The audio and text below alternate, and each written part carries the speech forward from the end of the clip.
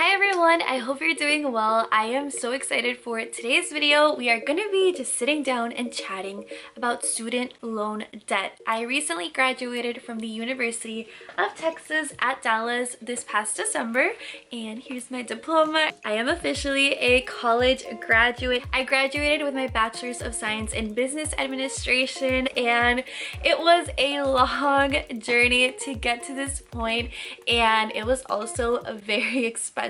So I'm gonna tell you exactly how I graduated from college debt free. I also want to say a huge thank you to H&R Block for sponsoring this video. I'm going to tell you a little bit more about their services later in the video that helped me pay for some of my college as well. So I really hope you guys enjoy this video. It is something that I'm very passionate about. I am so invested into this whole student loan debt conversation. I watch so many videos. I watch so many financial gurus. I feel like I have some pretty decent information to share with you, and also just my own experience with how I handled it and how I was able to pay off probably close to $30,000 while I was in college. So let's go ahead and get started.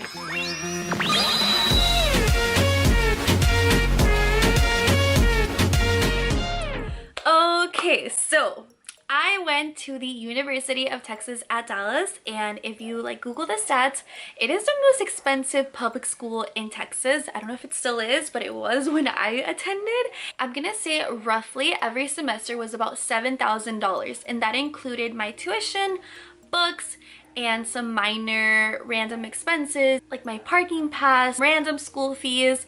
You get the point. It was a lot of money, and I'm gonna tell you exactly how I was able to pay it off every semester, what types of income did I have, what type of help did I have, things that I did personally to save money, and some advice that I can offer you. So first and foremost, I have to just put it out there. One way I was able to graduate debt-free, and something that helped me out the most, was the fact that my first 2 years of college were completely free. I have a whole video about how I was able to do this, and I will link it below. I really recommend that you watch it if you want to know more details. But basically, just to summarize it, my last 2 years of high school, my junior and senior year, I transferred over to a program called Richland Collegiate High School, and you're taking community college classes while you're still in high school. So those college classes are considered dual credit. So you're getting credit for college and you're getting credit for high school at the same time. Once I graduated from high school, I already had 2 years of college done. I had my associate's degree. That was how I was able to get a little head start on college. That program paid for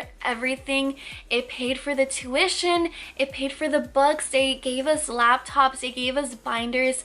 That program was honestly incredible. It was so much work, but it was so worth it. And there's lots of these programs everywhere in the US. So you just have to look and find them because they are out there. They're not very well known, and your class size will be very small. So already from the start, my freshman and sophomore year of college were done. If you're barely going into college and you didn't do this program, one thing I really recommend is community college. I am such an advocate for community college. Community college tuition is way less expensive than going off straight to a 4-year university. The other thing that really helped me out is the college that I chose. I applied to 3 colleges in my area. I did not apply to any college out of state. I did not apply to any private college.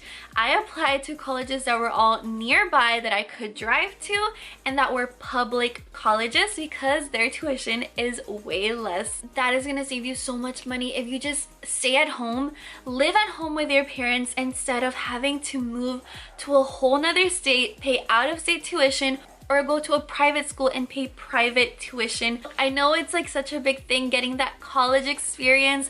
I did not have it, but I'm perfectly okay. My drive was maybe about 40 minutes to get there and then another 40 minutes to come back, which is a lot. It sucks, but it was well worth it. You don't need to get a whole apartment. You don't need to buy your own food. That's one thing to consider, the location of your school. Another thing that really helped me out every school semester is a school tax credit that I would get every tax season, and you may qualify for it. It's called the American Opportunity Tax Credit, and this is a credit that I'm getting it directly from the IRS website. It is a credit for qualified education expenses paid for an eligible student for the first 4 years of higher education, and you can get a maximum of $2,500 refunded. If most of your expenses from college are coming out of your own pocket, if you have not done your taxes this year, especially if you are a student and you want to see if you qualify, I really recommend that you use H&R Block online. It was so easy to use. I used them this year to file my taxes, and most importantly, it was completely free. They have all sorts of options for everyone to cater to your needs. And how cool is it that you may qualify for a refund, and it was completely free to file it. I am not a tax expert, but H&R Block is, and they do have H&R Block online that allows you to file your taxes online and makes it just so convenient and easy for you. They do have a free option if you are a student, if you have kids, if this is your first time filing, if you have a W-2 from your job. They have H&R Block free online for you to file completely for free. You can literally do it from your phone or from your laptop, and that's the one that I use. I had a W-2 last year because I had a part-time job, which I will get to. I was also a student, so that was super easy to do, and I love that they offer helpful little tips. If you have a question, you can click on the little button and it'll give you just a little paragraph that'll help you out. They also offer H&R Block Deluxe online, and this is catered more for people who are homeowners,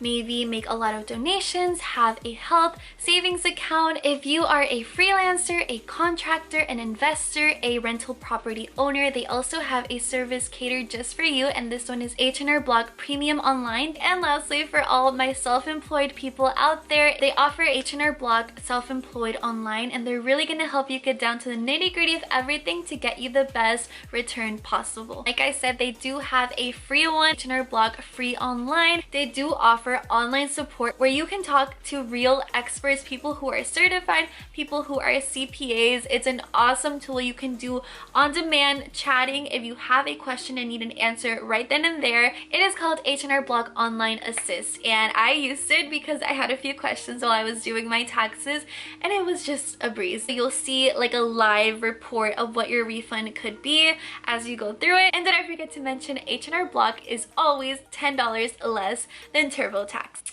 I got you guys. Even if you've used another tax provider in the past, you can easily switch to H&R Block by using their drag and drop feature. Just take the file that has your taxes from last year and drag it. It'll automatically autofill some settings for you, and it just makes everything so much easier and so much faster. I can vouch for it. I did it through them and I loved it, and I will be using them again next year. I will have a link down below that will get you 25% off all of their online solution products. If you need help, if you want to talk to an expert, if you have questions, use that link. Again, a huge thank you to H&R Block for sponsoring this video. I'm telling you, that tax credit that I get when tax season comes around help me pay for college because I save that money, put it aside for the next semester. One more thing to keep in mind is always do your FAFSA. You never know how much help you're going to receive. I probably received about $1,000 a semester from FAFSA, so it did not cover everything. So I'm gonna tell you about the different sources of income that I had now while I was in college. Number one is my social media, my YouTube videos. I do consider myself an influencer. This is one way that I make money, and that is, you know, AdSense, YouTube sponsorships, Instagram sponsorships. The majority of the money I've ever made from social media always went to college and my car payment at the time. I've always told you guys that, and it's true. That really helped me out. I always made sure to save the majority of it so that it goes to my college fund. The other thing that helped me pay for college is I had a part-time job. I was working as an administrative receptionist at an immigration law firm, and I was making like $10 an hour, and it doesn't sound like a lot, especially because I was part-time, but it helped out so much in the end. Those checks added up. I got experience from it as well. So I did have a real job while I was in college. I was there for a year. That definitely helped pay for my tuition. Those were my sources of income while I was in college and the help that I received. Now I'm gonna give you guys some tips of how I was able to save money while I was in college that eventually just ended up helping me pay for my tuitions. Number one, I would always start saving up one semester before. So if you have classes this fall, start saving up in the spring. If you have classes in the spring, start saving up in the fall. That gives you a pretty big chunk of time to save money, and that's what I did. My school also did offer a payment plan, and that's something I did for, I believe, one of the semesters, and I would just have my full tuition divided into 3 payments. So I would have 1 payment per month. 3, living at home. That helped me out a lot, like I mentioned in the beginning. My next tip is wait to buy your textbooks. A lot of the times teachers will tell you you don't even need your textbooks. I would always wait for the first day of class for the teacher to clarify if we needed the textbook or not, and I would even ask if you can get the older version of a textbook, because a lot of the teachers will allow it. They say it's the same exact content, so it doesn't make a difference, and you can obviously get the older versions for a lot less. And another thing, always buy used if you can instead of new, or rented if it's less.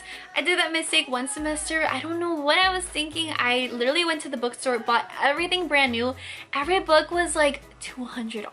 I spent like $600 that semester on just books. I don't know what hit me, and I started just buying them used online for like $20, $30 each. Sometimes people even share the PDF version of a textbook on GroupMe for free just because they want to be nice. Like, my next one, eat from home. Do not eat out so much. I feel like this is the biggest mistake as college students that we do, and that adds up so quickly. Imagine $15 a meal and you do it 3 days a week. You are spending $50 after tax, $200 a month, and that money could have gone to your college expenses. I'm not saying don't ever eat out, but there's ways to do it affordably and not as often. My other tip is scholarships. There are so many out there, and I really wish I had applied to more. There's just so much free money out there waiting for you if you just apply. I did get one $500 scholarship my first semester, and that was really awesome, but I didn't get another one after that. Another thing that can help you save money while you're in college is having a schedule where you only go like 2-3 days a week instead of 4 or 5 days a week. You can save a lot of money on gas, especially if you're commuting far. In the beginning, I did go like 4 days a week, and then I was like, this is too much back and forth, too much time, too much gas. I ended up putting my classes in a schedule where I only went 2 times a week, and that helped me out a lot. This next one is hard for a lot of people, and it was hard for me at first, but now I know my limits. If you can't afford to do something, just say no.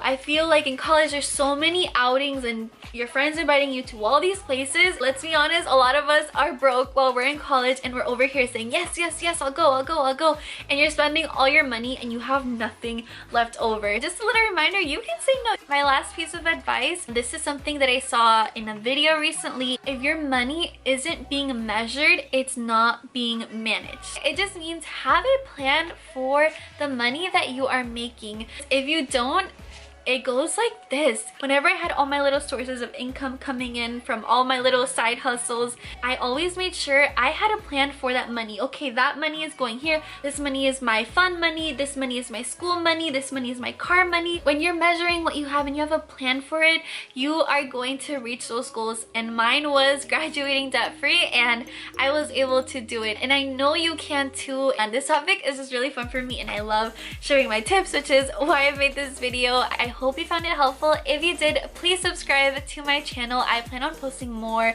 of these money topic videos. And that is how I graduated debt-free. I love you guys so much. I hope you enjoyed this video, and I will talk to you very soon. Bye!